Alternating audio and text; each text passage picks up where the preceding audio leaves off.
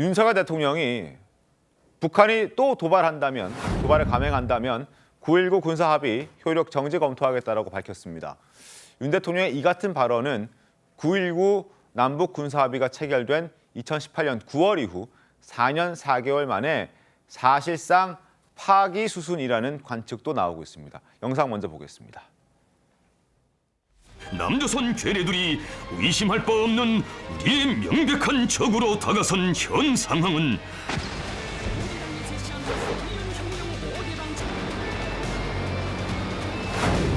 다시 이같이 우리 영토를 침범하는 도발을 일으키면 9.19 군사합의 효력 정지를 검토하라고.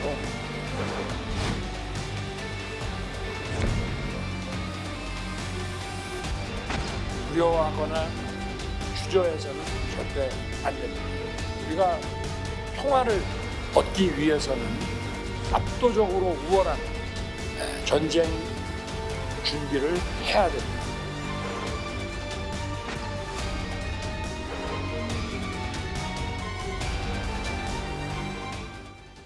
자, 신문 보겠습니다. 조선일보입니다. 윤석열 대통령, 북한이 또 침범했을 때는 9.19 합의 효력 정지 검토한다.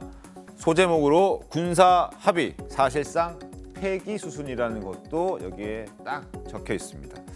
자, 북한의 군사 합의 위반이 총 17건인데 최근 들어서 석 달 동안 15차례 집중됐습니다. 방식도 다양했습니다.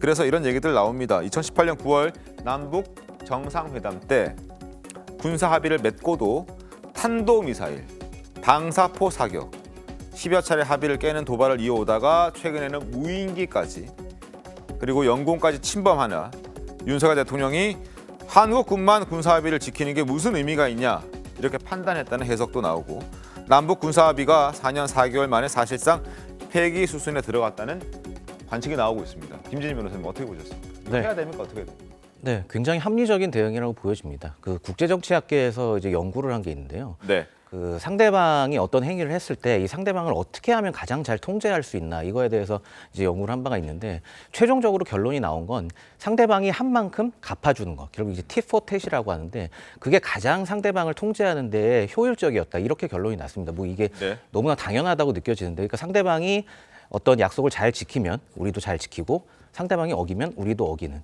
이렇게 해야 이제 상대방에 대한 어떤 통제가 가장 효율적으로 된다 이런 결론이 났기 때문에 이번 사례에도 이런 티포텟이 적용된 게 아닌가 보여지고, 실제로 이제 무인기가 영공 침범한 사례 이걸 보면 그 남북 군사합의서 이제 1항에 보면 그 군사분계선을 기준으로 서부 지역에서는 이제 10km 안쪽 10km 이제 그 선 안으로는 무인기가 아예 들어올 수 없게 돼 있습니다. 근데 이미 북한은 통 한 15차례 이상 이런 걸 위반했고, 그리고 이런 사례에 있어서 또 국제법적으로도 판단을 하자면은 어떤 이 합의에 대해서 어떤 이런 실질적인 위반이라고 하죠. 실질적인 위반이 있을 경우에는 명시적으로 그 위반을 당한 측에서 조약을 정지시킬 수 있다, 어떤 합의를 정지시킬 수 있다 이런 내용이 있습니다. 그렇기 때문에 굉장히 국제정치적으로도 합리적인 대응이고 또 국제법적으로도 유의미한 그런 조치라고 볼 수 있습니다. 아니 제가 한번 말씀드릴게요. 네. 말은 쉬운 거예요. 티포텟이라고 해서 눈에는 눈, 이에는 이, 비례적 대응이라는 게 되게 말은 쉬운 거죠. 근데 이 9.19 군사 합의가 왜 일어났냐면 한반도 영상 영해 여기에서 국지전이 발생할 가능성이 크기 때문에 군사적 합의를 통해서 미연에 방지하자는 거예요. 그리고 이거 합의라고 하는 것은 뭐냐면 억지 효과가 있는 겁니다. 이걸 위반했을 때 국제적으로 이렇게 위반했다, 또 다른 억제 효과가 있는 거예요. 그래서 9.19 군사 합의를 한 건데, 지금 보면은 윤석열 정권 들어서서 지금 얘기한 것처럼 9.19 이 합의에 대해서 효력 정지하고 폐기하겠다. 그러면 또 다른 국제전 양상이 있는 거예요. 우리도 그렇게 하고 저쪽도 하고 또 다른 전쟁 위기가 있기 때문에 상당히 위험한 발언이다라는 거예요. 또 하나 여기는 어떤 문제가 있냐면 지금 무인기가 대통령실 용산 3km까지 왔다는 거 아니겠어요? 네. 뭐라고 하죠?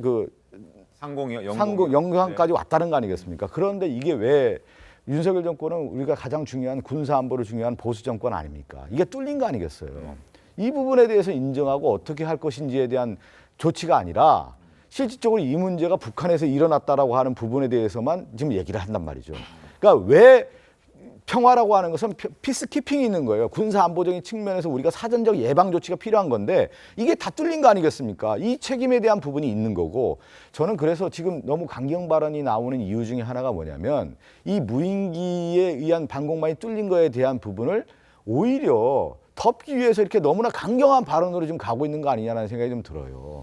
그래서 네, 잠깐만요. 예. 덮으려는 의도는 뭐 개인적인 의견이라 생각하지만 그렇게까지 또 이렇게 멀찌감치 가는 건 적절치 않은 아니 것 같다는 지금 생각이 이 얘기를 왜 드리냐면 군사적인 문제에 대한 것은 실질적으로 하나하나 점검을 한 다음에 이 문제를 접근해야 되는 거예요. 지금 얘기 들어보면 너무나 지금 선제 공격이 됐든 뭐가 됐든 비례적 대응이 됐든 다 뭐 폐기하든 이 문제로 다 가고 있지 않습니까? 이 관련 어떤 조치가 있을 때는 사전제 예방과 사후적 조치가 있는 건데 지금 사전제 예방 조치가 제대로 안 된 거 아닙니까?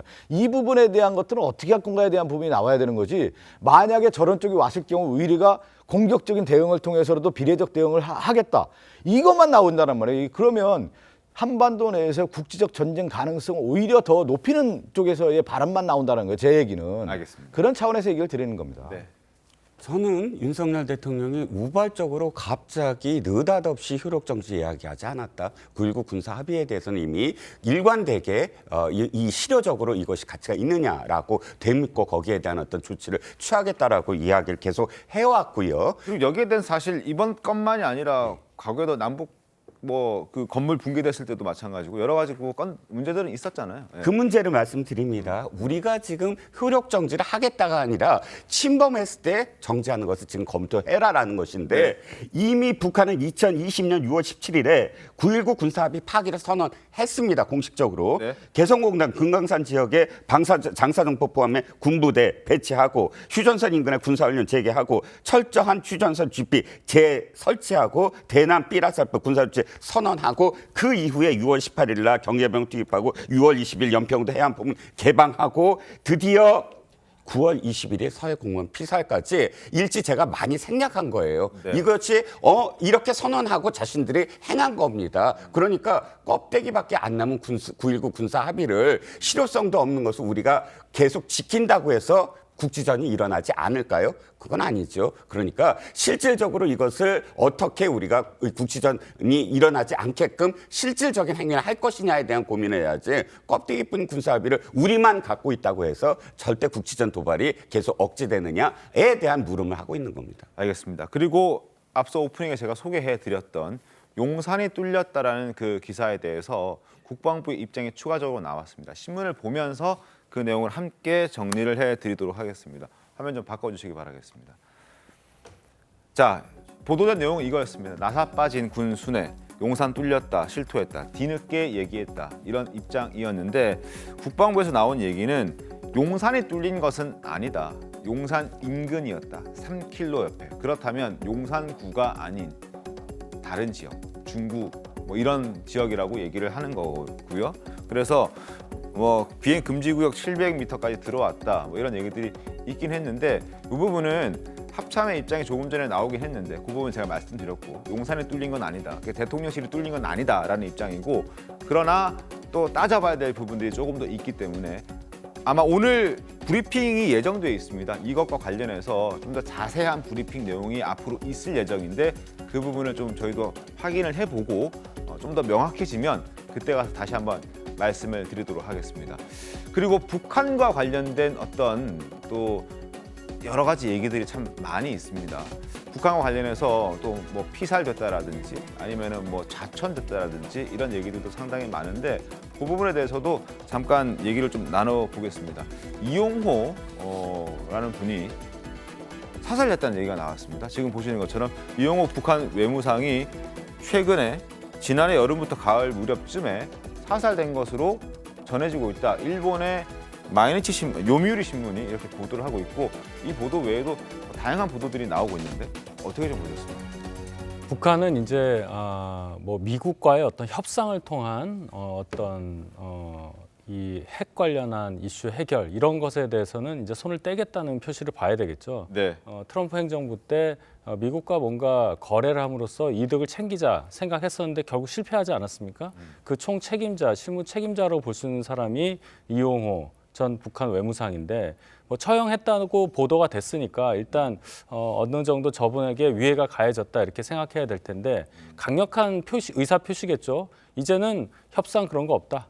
이제 우리는 핵으로 그냥 간다. 지금 최근에 보여주고 있는 김정은 위원장의 행보를 봐서도 네. 완벽하게 계속 지금 핵무기에 관련한 어떤 실험도 하고 뭔가 강력한 의지를 대내에 천명하고 또 이제 무인기까지 이렇게 계속 보내고 있는 거 보면은 지금 한반도 정세가 그들이 어떤 태도를 바꿔서 뭔가 국지전도 없고 평화가 유지되는 그런 한가한 상황은 아니다. 이렇게 봐야 되겠죠.